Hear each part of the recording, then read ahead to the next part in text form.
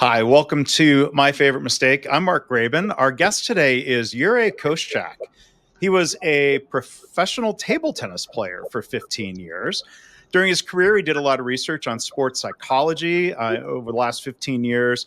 After earning a Ph.D. in physical education, he's specialized as a mental coach for high performance. He's worked with more than 50 professional athletes from different sports, more than 1,000 private clients, and he's fluent in 6 languages, including Slovenian, or the language I'm going to just read them. This is interesting. Slovenian, English, Spanish, German, Serbo-Croatian, and French. So, Jure, that's 5 more languages than I speak. I'm impressed, but thank you for being here. How are you?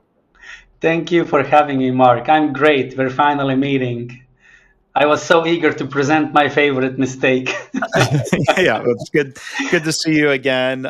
Thank you for doing it in English. As far as introductions, tell everybody where you're from originally.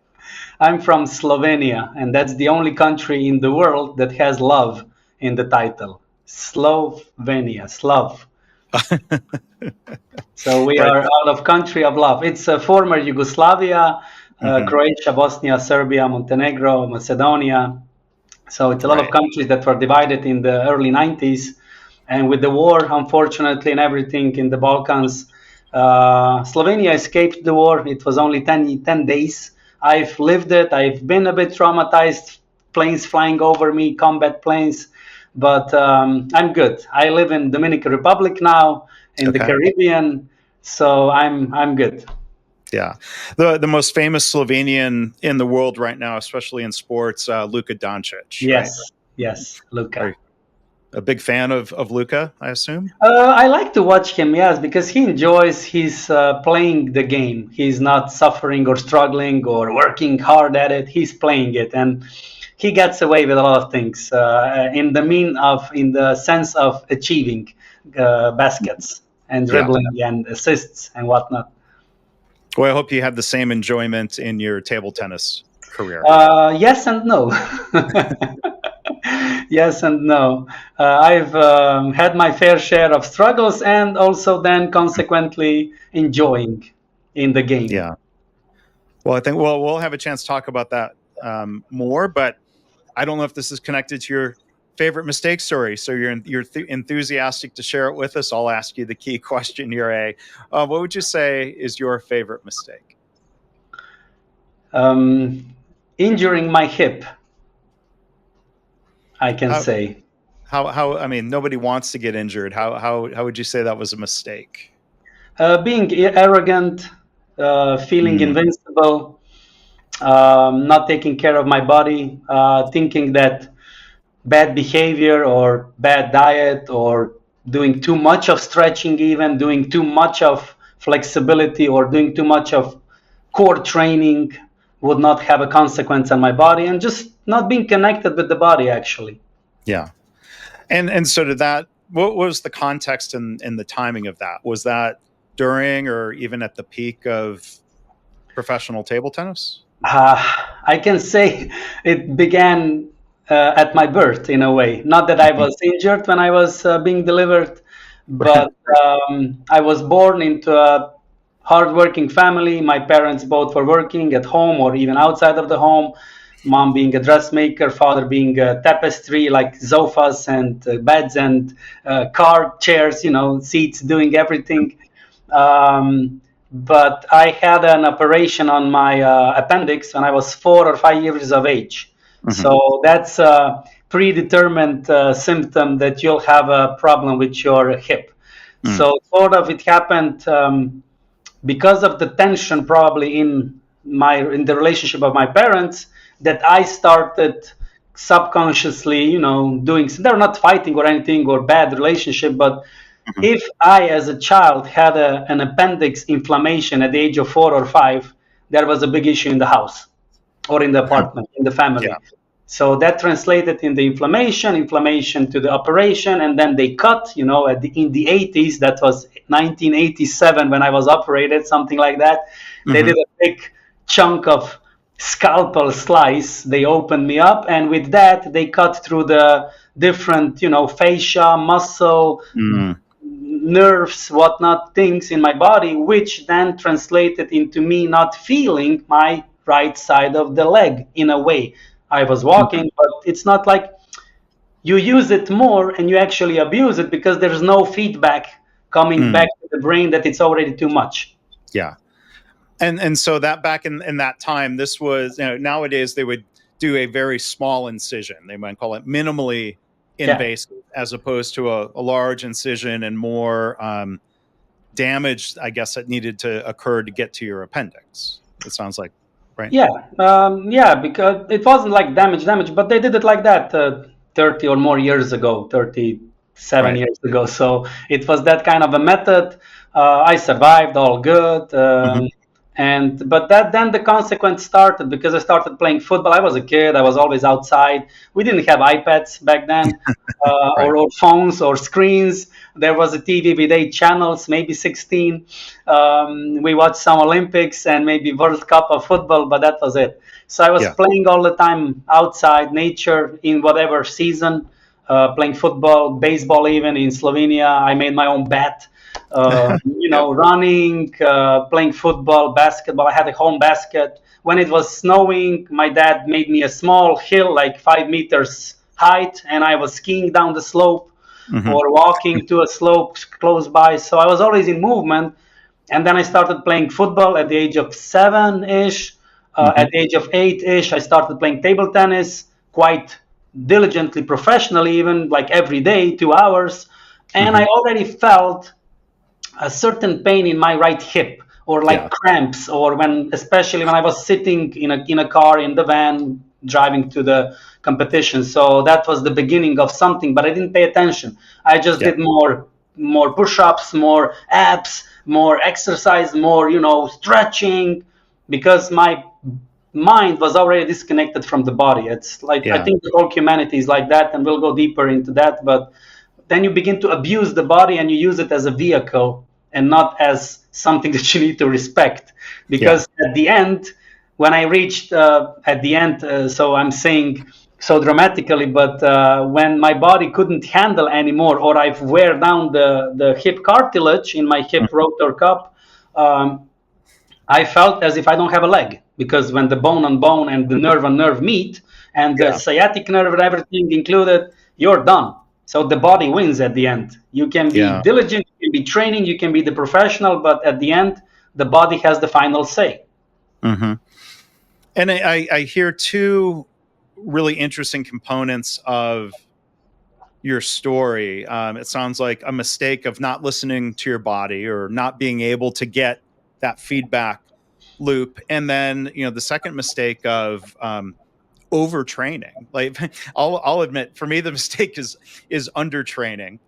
But I'd be curious to hear more about the idea of overtraining, training yourself too hard, or just kind of how that made the problem worse, maybe. I would love to be on your side on undertraining. I am like that now. But undertraining actually, with who do you compare yourself to? So if you're comparing yourself to a professional athlete, we are all lazy. No, but I'm comparing myself. I'm comparing to myself. I'm just holding myself to the standard of what I think I should be doing, which is not world-class performance.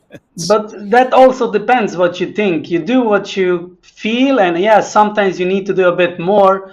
But I'm more and more, especially with studying and being a professional certified trainer, teacher, coach of the AEQ method, more and more that you do just enough.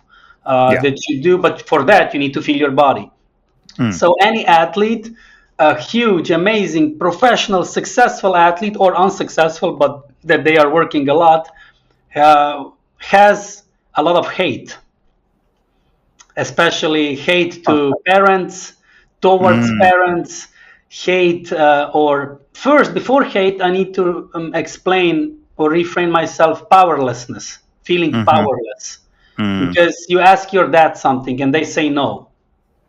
You're powerless. You need to, authority-wise, and you're dependent on your parents, you need to obey them. And they want you to obey them. Or in school, you need to obey the school, the education system, the teacher. So we feel powerless. And when you feel powerless for a certain period of time, you you develop hate towards that situation, that person. And then you're in conflict. How can you feel hate towards a dad that enables you, that gives you everything that you're dependent on? Yeah. So in that sense, so what I hear you saying, sports becomes an outlet to yes, either yes, channel that aggression or to say, well, when I'm performing, I control my situation. My parents might be watching, or yes, so think about different. Yeah, that's interesting to think about different motivations of what drives someone to be such a top-notch athlete. Is it joy of the game or trying to prove somebody wrong? Like, I don't know, yes. people like Michael Jordan or Tom Brady from American sports. Barry Bonds was famously in baseball just a jerk to everybody, and his dad was an athlete, and maybe they didn't have a great relationship. His dad is a baseball player, so maybe he was driven to prove. I'm just making things up, but this kid, like, because he's trying to prove he was better than his dad. Like Yes. You're getting in the right direction. Yeah. That's it. A lot of children begin to play the sport because they need to, not because they want to. Certain sport, even they don't want to change it or cannot change it because the parents don't allow or are not available to allow. You cannot play tennis or golf. You need to play what is available for us financially, or because you're good at it, and then it becomes a job, not something that you enjoy. And basically it goes like this. There are two ways of how humanity, children and then adults, deal with pressure. One way is the socially acceptable addiction, which is sport, because it's more socially acceptable to smack the ball in whichever racket sport, or to go boxing or taekwondo or whatever combat fight, or whichever sport, running, cycling, swimming, the cyclical sports. It's more socially acceptable addiction. Sure. And you have all the competition available, the Ironman and all the other stuff that are like supporting and applauding this effort. And then you have the other side of releasing this stress or dealing with resentment and things. The not so socially acceptable forms of drugs like alcohol and many more other drug substances, or being a rebellion. Either way, these are the two ways that are they're actually practically the same coin, just different side. The one is just more susceptible or acceptable in society. But the results we see, how many athletes achieve fame and all the celebrity-wise and results and Olympic world champions, and they commit suicides, or they are completely destroyed. Their body is completely destroyed by the age of 30. They cannot use it. They need to have operations in order to just live close to normality. And then we have on the other side, of course, rebellions and psychotics, politicians, and abuses of drugs. So all of this, what does it make? It makes us not feel, because when you run, you're not at home feeling the lack of something, or not able to talk to someone, not communicating. You avoid. It's better that a 45-year-old guy goes running a triathlon instead of dealing with the children or wife. So these are like hidden things. Nobody wants to talk about them, but I am, because that's the truth. And it's cruel. People die. Literally, they die on the sport event. It has happened just previously.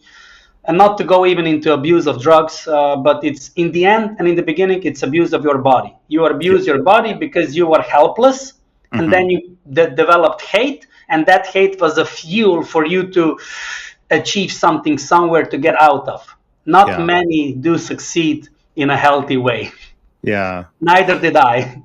Well, so I was going to ask back one other question about your hip injury. Did that end your career?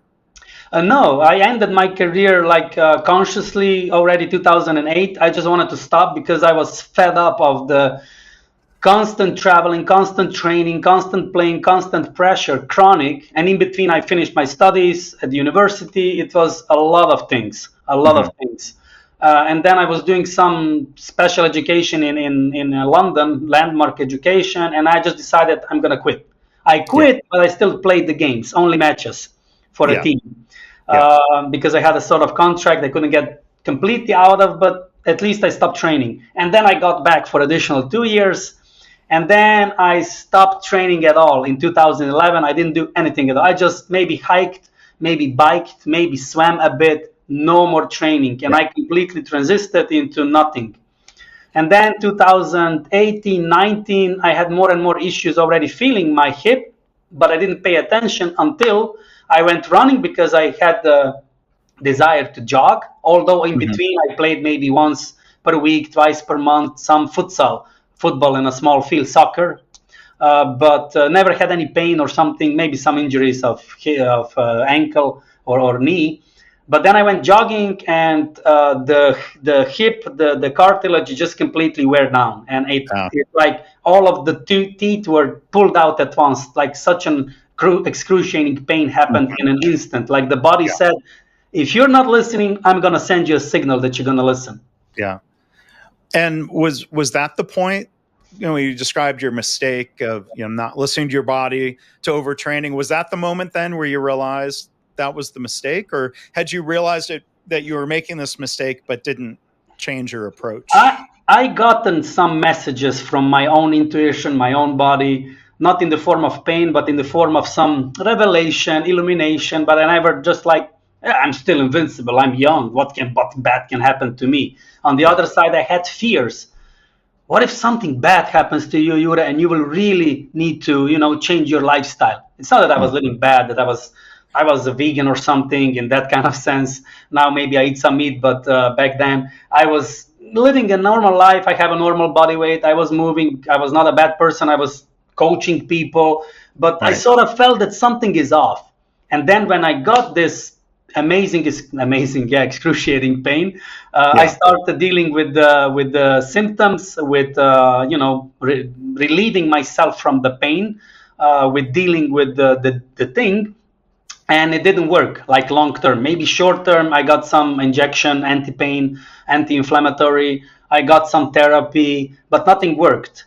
And this was like a process of several years that I was coming to terms that this was my favorite mistake, or that this was a mistake actually, and accepting the consequences that it did to me.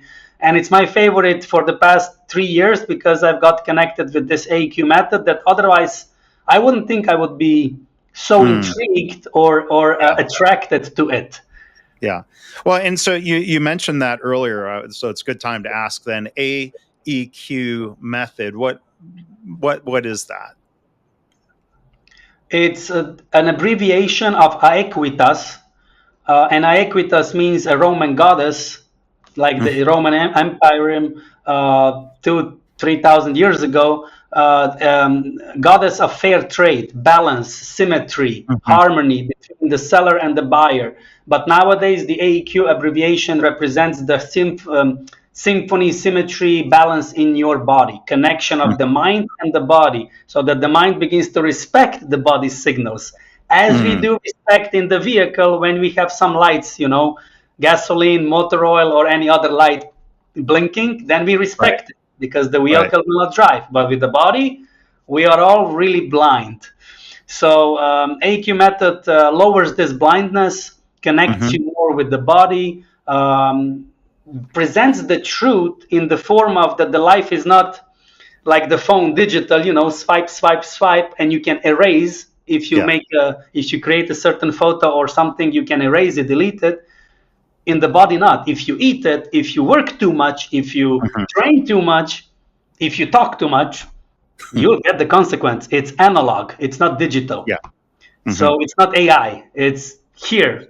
So the AEQ method helps us to lower this blindness, connect you with the body, relax the subconsciously contracted muscles, which produce inflammation and wear down, and also teaches us how to elevate our emotional maturity. Because being invincible, arrogant is not emotionally mature behavior. Right. So let's talk about how you transitioned into coaching people more broadly, people who are not athletes. Like how does somebody find you in terms of, are they coming to you because they feel out of balance professionally? Is it because they have physical pain? Like, I'm curious, how do people find you to tap into your education and experience?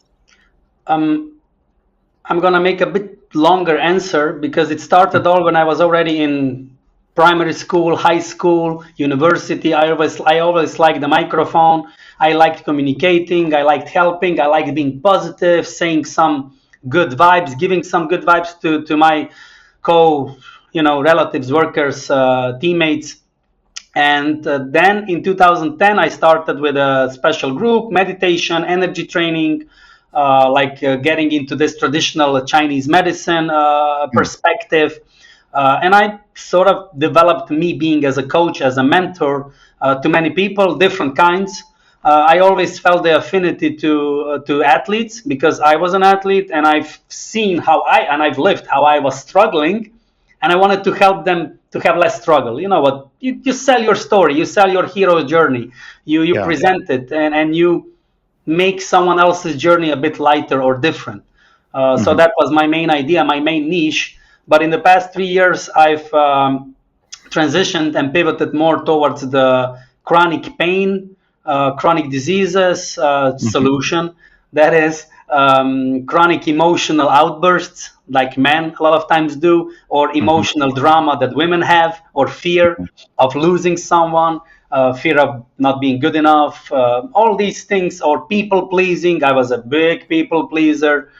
So that's kind of the niche where I'm at to help many people now and to develop, to get rid of this self-sabotage behavior that eventually brings you to this or other joint or organ pain or divorce or bankruptcy because you're not paying attention. So, I mean, we talk about self-sabotage. I'm sure there might not be an easy answer to this question, but why do people sabotage themselves? Is that a response to traumas or fears or?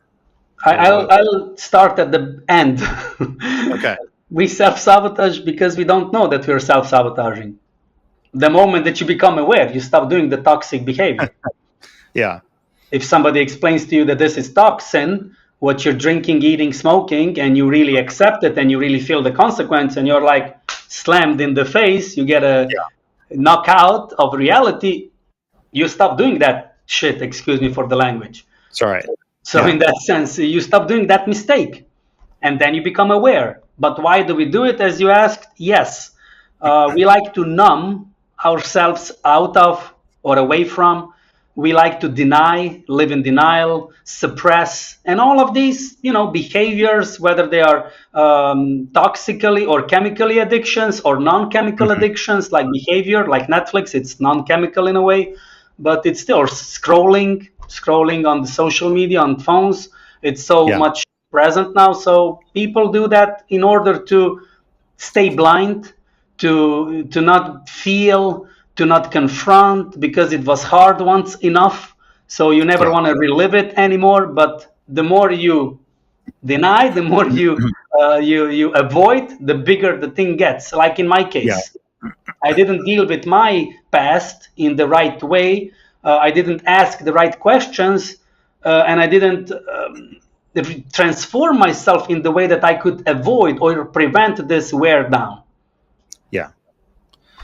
And I mean, I've from what I've learned about counseling, I'm not a psychologist, but from what I've studied there, and I think about workplace applications mainly, but the word addiction, when there are counseling methods to try to help people through addiction, it seems like one good definition of addiction is when there's behaviors people know are bad, but they do them anyway.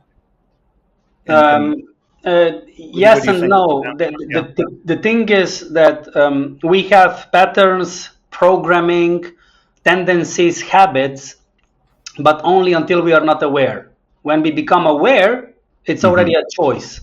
And then there's a question, why do we repeat the same mistake day in, day out, and even worsen the condition?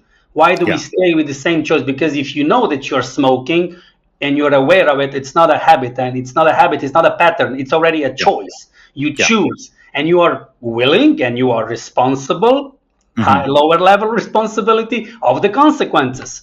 Yeah. So it's not as much, but then yes, psychological or biologically, it is addiction because in the body there are excretion of the hormones. Nervous system is addicted to all these toxins or non-toxical chemistry as well that happens when you watch, Netflix. It's excretion of dopamine, cortisol, even that, So why do people behave self-sabotaging, and why do we get the chronic pain or disease or conditions? It's because when we were children, we lived in a environment. Trauma is not that something happened to you. Trauma is sometimes when something didn't happen to you, or someone didn't say something to you. That's also trauma, because my parents never told me as much, or even that they love me. They showed me, but they didn't say me certain things. It doesn't mean that I'm truly traumatic or not. It means that I developed something, and in that environment, I had a snapshot in my body that re-traumatizing, that I always felt lack of money or lack of security, being insecure or something. We built a house, we were nice, but there was always something, maybe we're going to miss out on the next month or something. My dad was hiding money, but I didn't know that. So you've actually built this negative resilience and all the time excretion of stress hormones. You adjust yourself as a child, as a baby, as a child, as a teenager, to always feel that this is a home feeling, being in stress and excretion of these stress hormones. Your default, right? Yes, and then you go into your adulthood, and then you relive this in sort of way. You manifest and reenact the same situations or similar that to it again in your body, because this is a snapshot that is built in you and it's familiar. So you find a partner that's not the same, but it provokes the same stuff in you, like your dad or your mom did. Yeah. And it's fascinating to think about when you talk about this mind-body connection, and you're not the first person I've heard talk about connections between emotional trauma and physical injuries. I have a friend of mine, Patrick Anderson, who was a leader in healthcare organizations, Native Alaskan, and as he was learning, especially in these different communities he was serving, like if you want to talk about the root cause of illness and disease, it's like, yes, you can't go back and change somebody's childhood. It's especially he was learning about the connection of childhood trauma, and the one lesson is all you can do is try to help the next generation not suffer through some of those same traumas. So that's a very long term. It's certainly not a quick fix to how do we reduce levels of addiction or illness or disease. I'm sorry, Mark, and everyone that's listening. We don't have quick fixes for anything in life. Right. There is only why. We need to understand why. I here. No. Yeah. This is the harsh truth, but it liberates us when we understand that life is process and that relearning or learning things, it takes time. Why? Because our nervous system has neural pathways. And if you've been conditioned and traumatized into being in stress, certain level, way, or shape or form, you have a highway. How can you change this highway with a snap of a finger, with a massage, with a therapy, with a book, with a podcast? You need to go into the body and connect again with those broken parts, wounded parts, slowly in a very nice way, which the AQ method is through these exercises and explanations. And then you slowly reset your nervous pathways. The neurons begin to have a new layer, the myelin layer, the biology, the physiology, you can Google about it and learn about it in the books of biology, how the change happens through time. It's a process. So I'm not saying that we need to change our childhood or blame our parents. No, I'm saying taking the responsibility as an adult, lowering the amnesia, the high sensory motor amnesia. You don't want to feel, you don't want to be aware how you behave. Some people say you're a jackass or something, you're this, you're that, or you behave awkward, or you're that. And when you want to confront, it means that you begin to feel what's hidden deep inside, why you've built this shield, this ego persona. Sure. Then you begin to change yourself in the same situation. You move differently because finally you feel yourself differently. You're connected. When you're connected differently, you get responsibility. You create this responsibility. You behave responsibly. You're not behaving as a child because your dad beat you. You're not using that past. You begin to rewrite your history. You rewrite that tradition that was set from your great granddad down to your granddad and your dad or your mom or your relatives, your people that brought you to life, the generations, and you take it in your hands and you become the conscious version, because the subconsciousness, the traumas, the past is written in our muscular system, nervous system. When you begin to connect, you can begin to change. And then it doesn't matter from which family you came. Like LeBron James said, I came from this family, or Justin Bieber, or Serena Williams, or any athlete, famous or person in show business or sport. They all say, I do not allow that it defines me what happened to me. But in the way, they were defined, because they went so headstrong with hate fueled that they devastated their bodies. At least LeBron is doing something good with his body. And with society in general, as much as I'm aware of what he's doing, but and contributing, but it's too much. So when you learn to listen to your body, you can dosage how much is good enough, or it's too much already, and how much it's too little. So if you're too little working out, it means you don't have a contact with your body. You're more in contact with your lazy nature, or not trying to go out of the comfort zone. And then you will pay the price. The reality check always comes. Yeah. Well, there's a lot that people can learn on Jure's website. That'll be linked in the show notes. I encourage you to check that out. But I was going to ask, I think it's fascinating. You say your mission is to help 1 million people reduce chronic pain. I'd just love to hear a little bit more about that and how that became your mission. It's more of I'm living close to USA, and I'm more connected to USA marketing, the Grant Cardone 10x and whatnot things, and going large. And I've already done the landmark education big event. I've connected, I've gathered money for some hospital through that event, charity wise. So I always like to set unrealistic big goals, or even I can say 10 million or whatever. That's the American approach to marketing, because it brings a lot of energy, and it demands from me to be more humble, to be more, although it sounds crazy, but humble in the sense of aware, of responsible, how I need to behave and what I need to do in my life, how I need to pay attention to certain details and behavior and expressions, and stay on top of it. And in that way, I can impact as many people. I can say I've impacted for sure more than 100,000 people already, because I've impacted, let's say, 10,000 or 5,000 people through my different workshops and coachings and connections, and they have their families, and they've said certain things about me, and I've had some views, not a lot, of my podcast or where I was a guest. So it's like a big thing that I'm trying to build, of course, not alone, with the help of all the AQ teachers and the community that is rising from Slovenia, because that's where the author lives of this method. And let me just add now, before I forget, the AQ method is based on the method that's already existing for 70 years, the clinical somatics. Clinical somatics was developed after Second World War for rehab.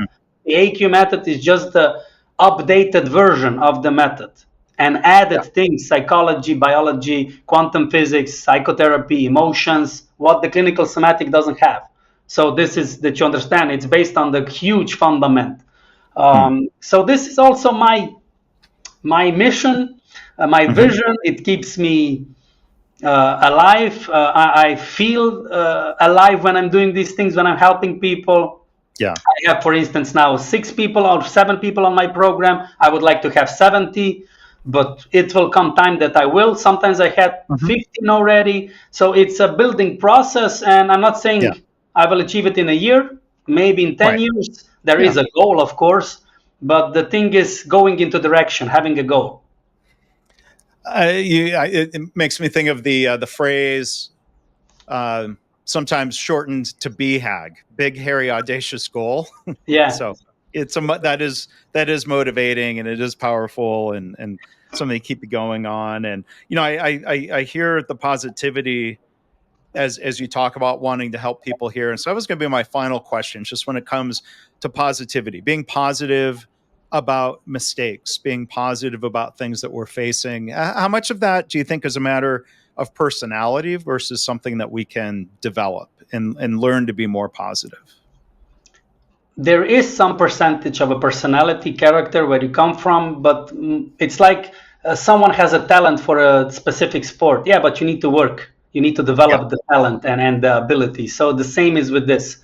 And I was a positive, happy person, teaching people to just be happy. Now I'm more not realistic, but connected to reality. So I don't like to use anymore the word positive because it denies that the negative exists.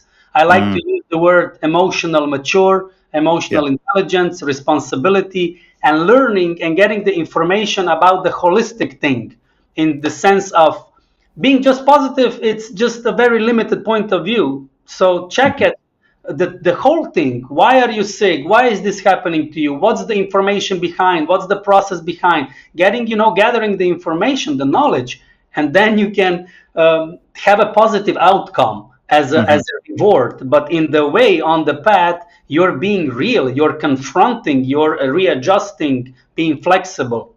Yeah.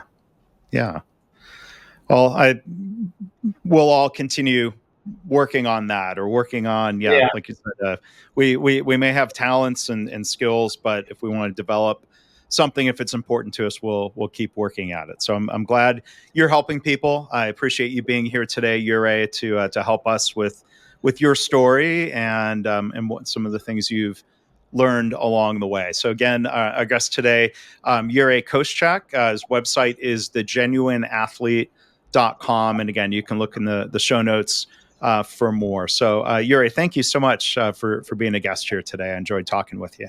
Thank you, Mark, and that you did your favorite mistakes, and that this podcast is alive. Thanks. Thank you.